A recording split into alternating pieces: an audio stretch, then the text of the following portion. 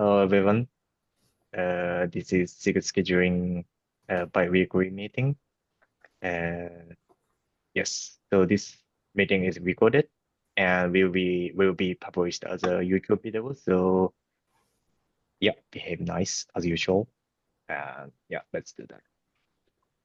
The first one from Gary. Yes, so we have some amount of issues related to scheduler, and we don't really know all of them, and probably didn't even notice most of them. So we should probably try to like walk through them and see, assess how much they are needed. Obviously, we don't need to do it today, but in the further sessions of our meeting. Yeah, especially we have some contributors that would like to contribute to scheduling, but we don't have started tasks for them. So probably after triaging, we could. Yeah, actually, I think Yeah, we have a like dashboard, but it's not. I guess it's not yeah, maintained. yes, we have something like that. Yeah, we should have SIG scheduling board. Yeah, here. Oh, it looks like updated. Maybe there's some automation or something. Like Yes, looking there at is some all. automation, but not all the issues are even on the board. So who knows how it Okay. works? Yeah. Ideally, I guess we should like yeah, we should like make it work like based on like list issues based on priority or something. Because yeah, as you said, triage is one thing, but even within the triaged issues, right? There should be some prioritization between them, like KPIs are highest priority, and yeah, critical bugs are also highest priority, and other stuff are maybe like good to have. So I guess we should do it at some point when someone has time. Yes. I guess we can So we, discuss on like yeah, discuss we on could. some GitHub issues offline and see how what how it looks like, how it should looks like. Yeah, so I definitely I'm all for having some triaging sessions and even reviving this dashboard to see what's on our plate. Yeah. But I wonder, Maciek, do you volunteer to take a look at it? Or Yeah, I could volunteer, but probably we should resume this topic after code freeze. okay, Um, yeah. Yeah, sounds let's good. let's postpone, and I can take a look at the whole triaging topic. Yeah, well, I guess but I don't know if is it require some admin permission or something to, oh, it's not. Okay.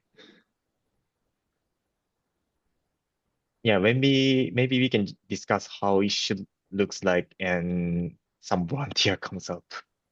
I don't know. So yeah, Yes. yeah, let's see. So this is good to have. We should organize things. Do it the next one from Dominic. Yeah. So there was no much about workload overscheduling because of the CAPS reviews. Yeah. So I'm now looking into the document comments and I'm going to address them.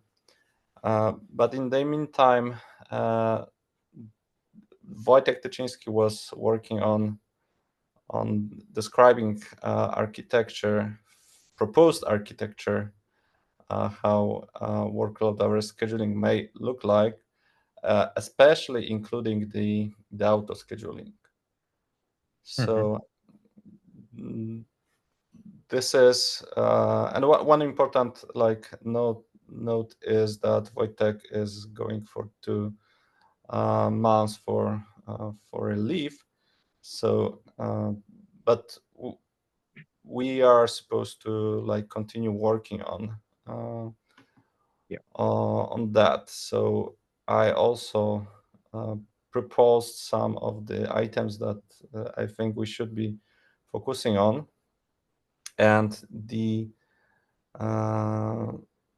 especially on the non-autoscaling part, because the autoscaling probably will have someone else like looking into that. Of course, there's Daniel, who is the TL of a cluster autoscaler. But in general, the autoscaling area is not something that I can focus too much. We probably need someone else.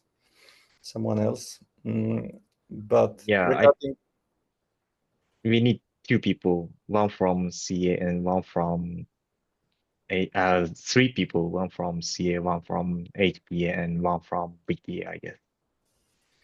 yeah, definitely more.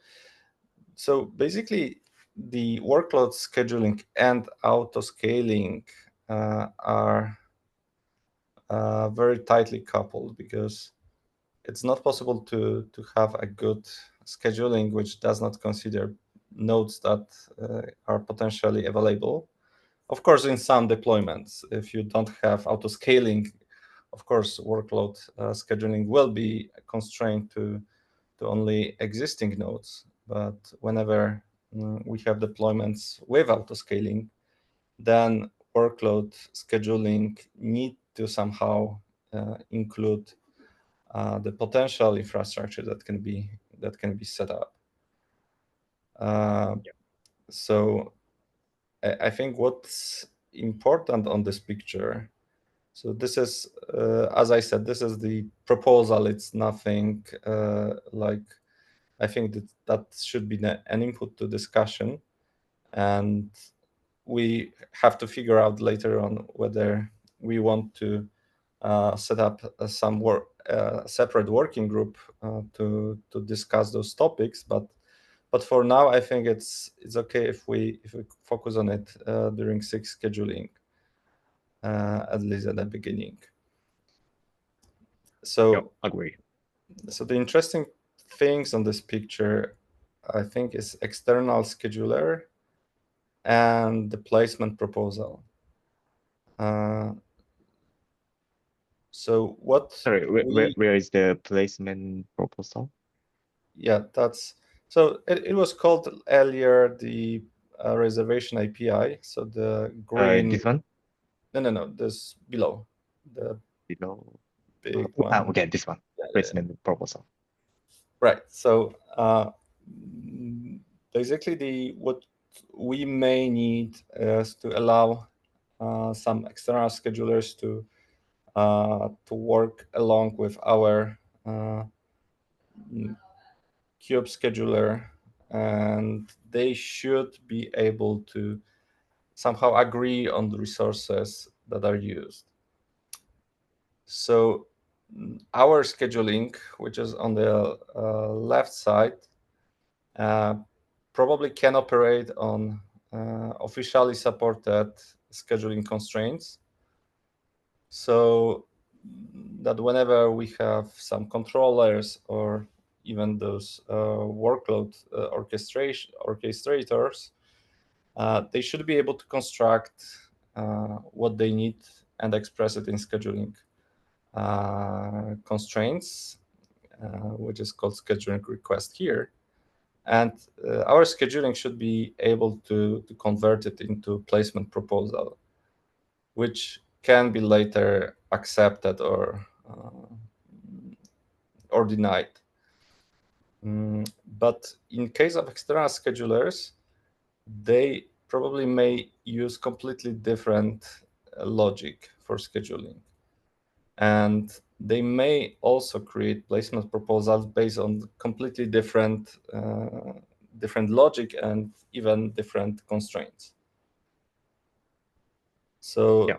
the placement proposal, which I think should be called reservation API actually, would be probably a level at which those requests are considered and accepted. Right. Regarding the auto-scaling part, so that's a big unknown how scheduler could see potential infrastructure, because the problem is that potential infrastructure may be very very big. So we probably don't want to run scheduling logic over all possible nodes that could be Yeah. set up. We have to constrain it to some reasonable number. Um, And also so here we should have a like external scheduler might want to influence on cluster scale as well, right? Not only our scheduler. that was also So this one similar might, comment. yeah. Yeah, similar comment was brought up Okay. in the discussion. Uh, I think there is, yeah. So Yeah, actually I workload think orchestration as well, right? They might also want to do something with cluster scale based uh, on their logic. yes.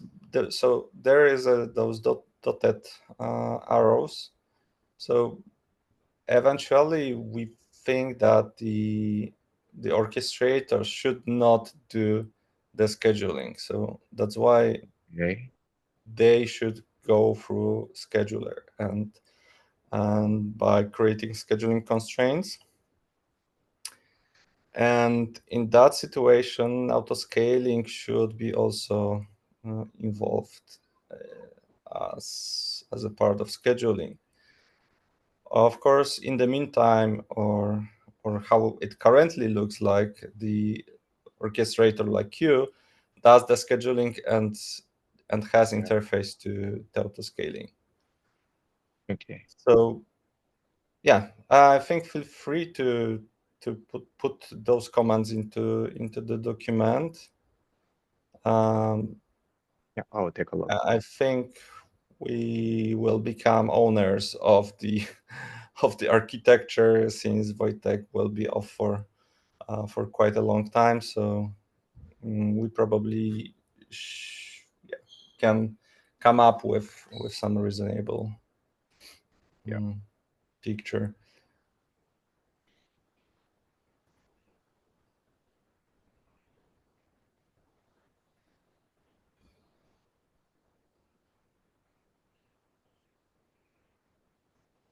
Right. Sounds good. Yeah.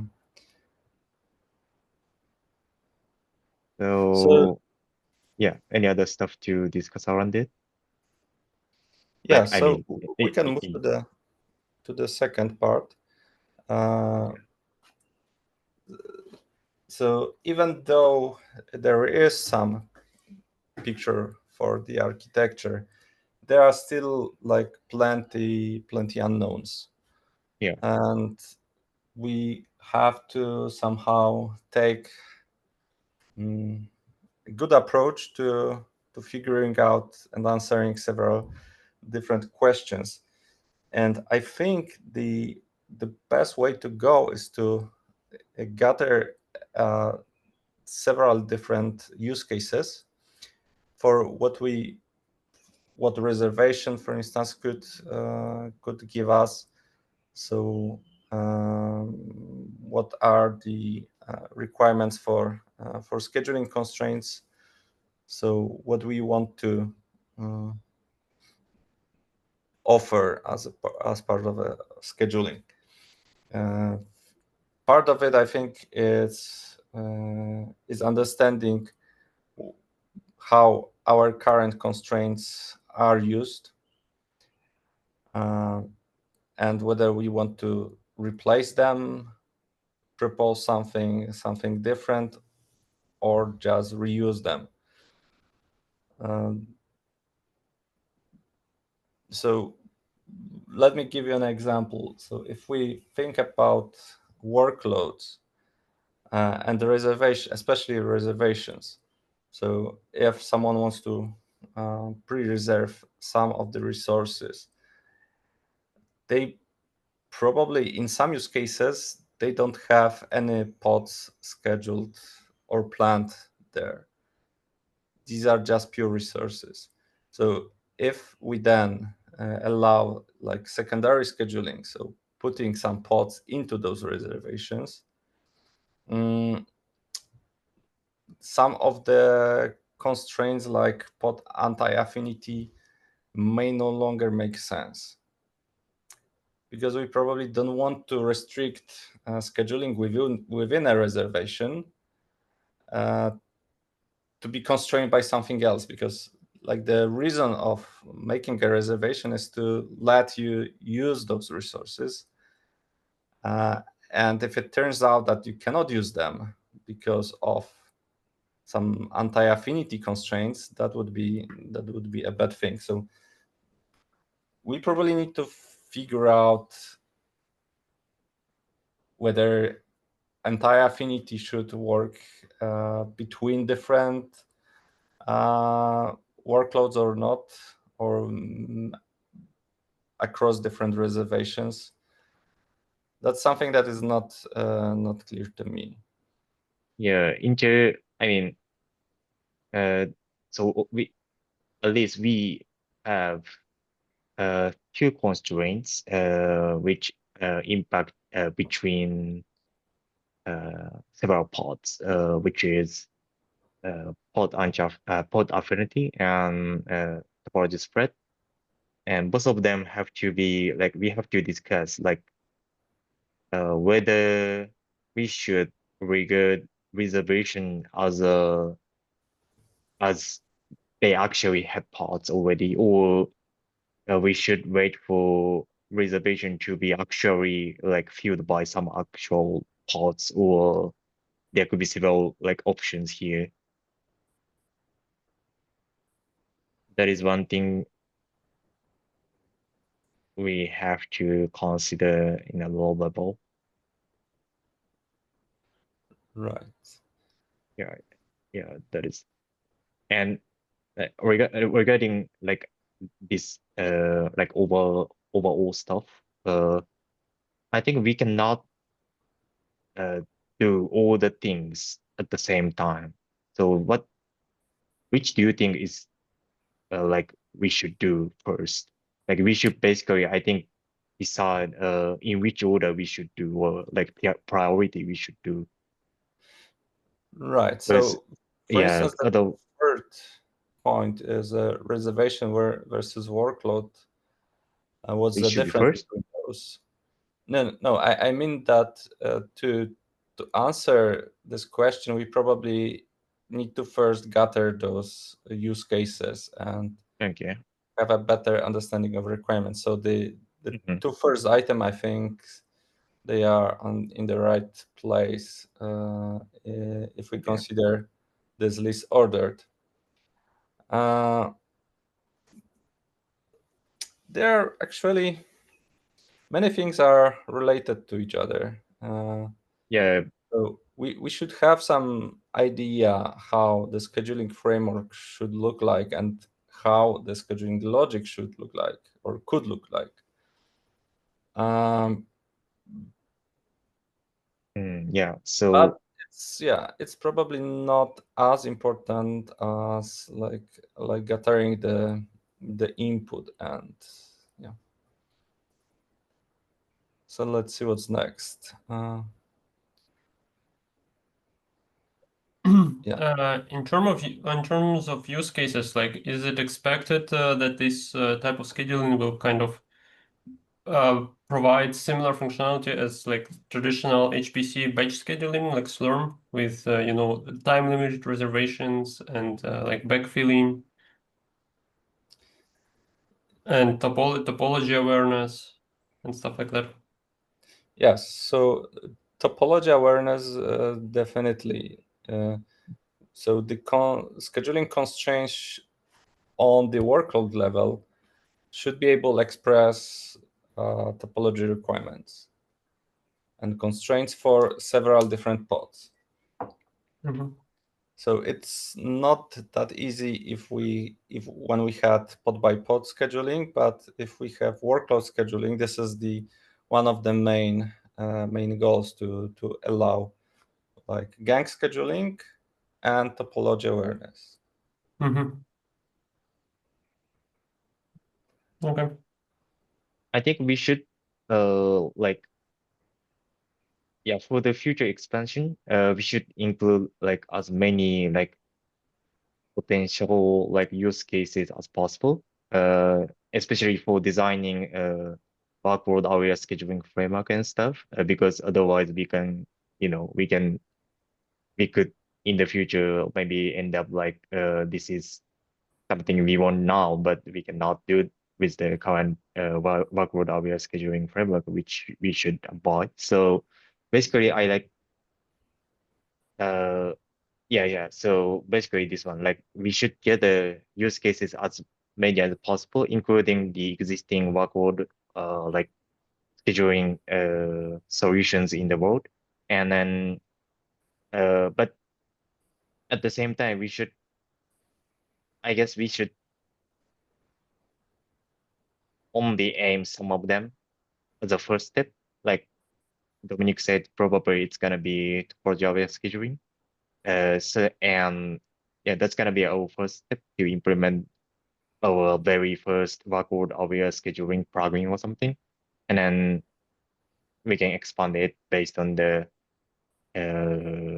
backward scheduling framework that we made at the point. Yeah.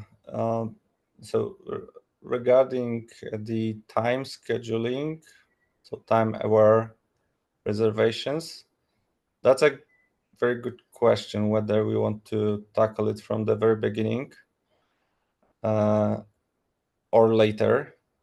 So I think it's pretty complicated to consider the calendaring at the beginning. So I heard voices that it may be overcomplicated and we should not run it into it at the very beginning. So I think we may postpone it a bit.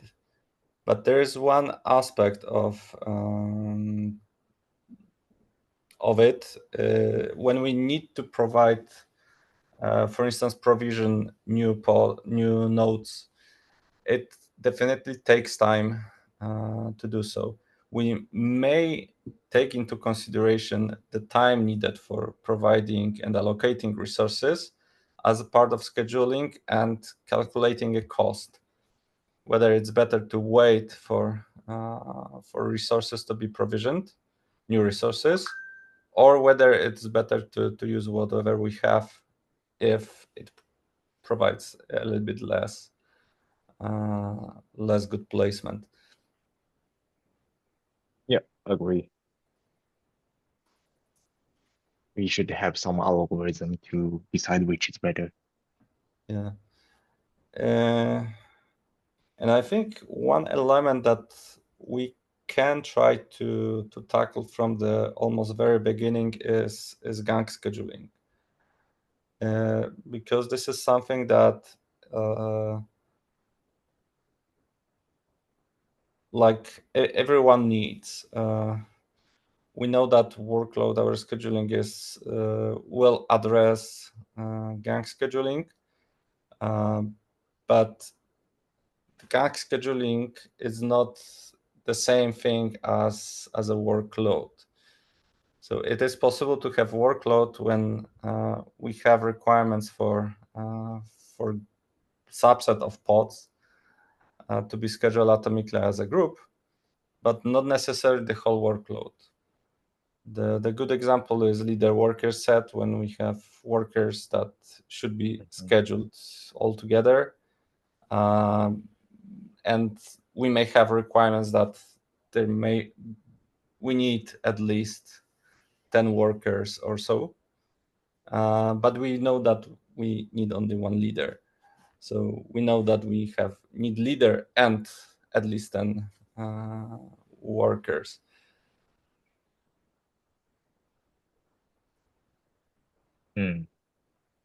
So I'm thinking about gang scheduling as one of the constraints that can be used within workload.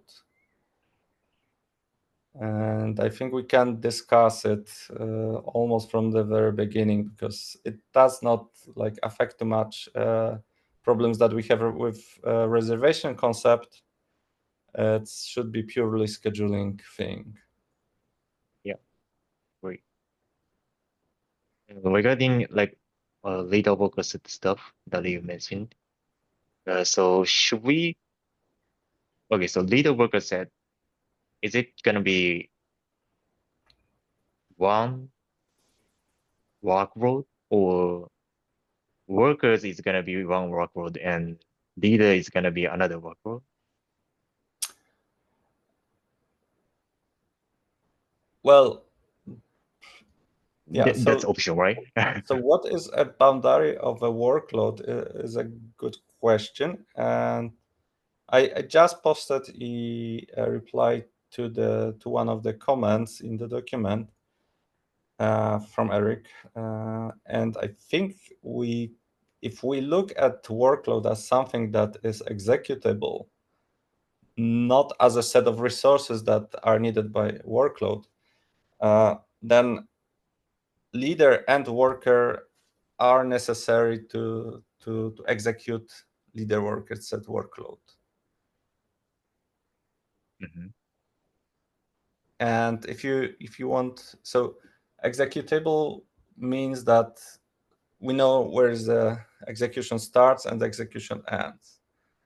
If you need to preempt some resources, it will be important to distinguish whether there is active workload working there, or whether the resources are just reserved but unused. It will be definitely cheaper to preempt not used resources yet. It could be one of the factors to choose unused resources versus resources that are actively used. And if we have actively used resources, then we should probably be able to calculate the cost of stopping already running workload. So I think scheduling of workload is one thing. So defining what are the requirements for a workload. But once you start it, then you need to have all those elements. Okay.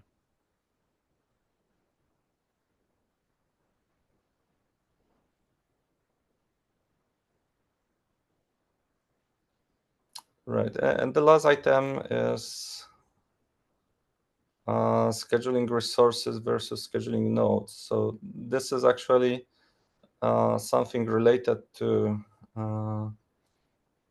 scheduling logic,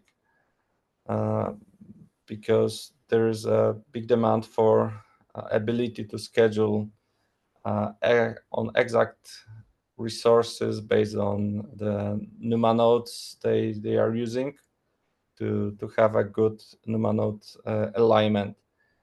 And the question is whether this is, I think even there was a question from, let me see, Francesco. Maybe you want to share the screen instead of me? You want to share your screen, Nick? Okay, let me see if I can.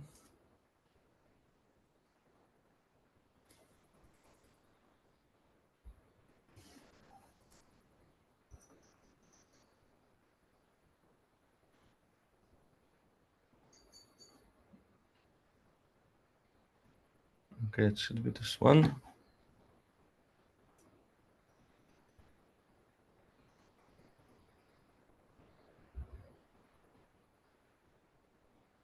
Yeah, Francesco. And yes, I think we need to consider NUMA nodes, but the question is whether this is just something that that the array plugin could take care of, or whether we need to take the concept of NUMA nodes to the scheduler level. So this is completely unclear to me. Currently, scheduler picks assigns pods to nodes, and the array plugin assigns a specific resources, specific array resources, but this is not visible to scheduler. Scheduler only selects on which node the pod should be running, and the question is whether this is the level that we can live with, or whether we need to change a little bit the way that we do scheduling. And so the scheduling logic is it's a very big topic and big question how we gonna do that.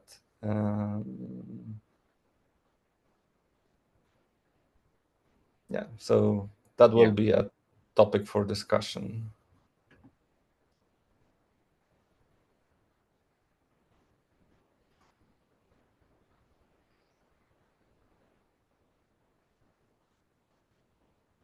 All right. There's a bunch of stuff here.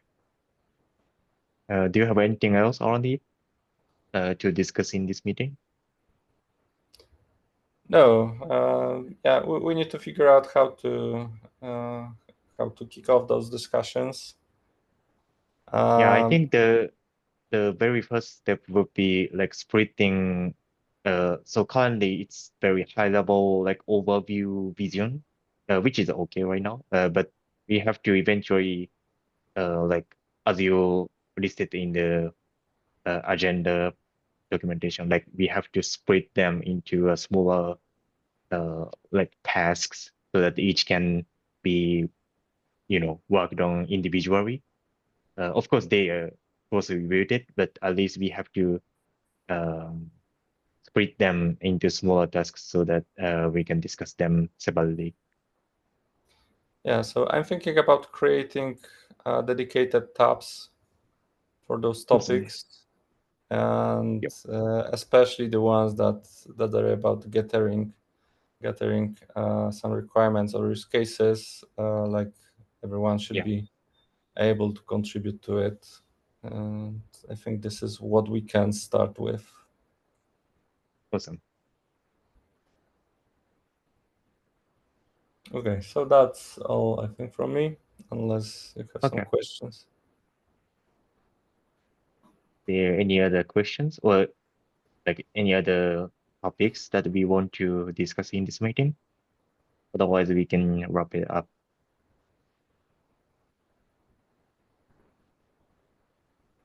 Okay. Awesome. Right. Thanks for attending, everyone. Have a great evening or have a great day.